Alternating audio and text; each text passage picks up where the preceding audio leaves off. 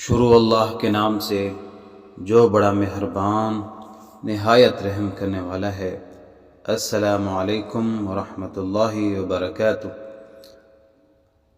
حضرت جابر رضی اللہ تعالی عنہ فرماتے ہیں کہ ایک مرتبہ رسول کریم صلی اللہ علیہ وسلم حالات سفر میں تھے کہ ایک جگہ آپ صلی اللہ علیہ وسلم نے مجمع دیکھا اور ایک شخص کو دیکھا جس پر دھوپ سے بچاؤ کے لیے سایہ کیا گیا تھا۔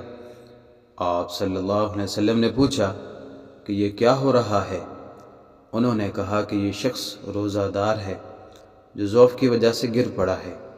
آپ صلی اللہ علیہ وسلم نے ارشاد فرمایا، سفر کی حالت میں روزہ رکھنا نیکی نہیں ہے۔ اللہ پاک سے دعا ہے اللہ مجھے اور آپ سب کو دین کے مسائل سمجھنے کی توفیق عطا فرمائے، آمین ثم آمین۔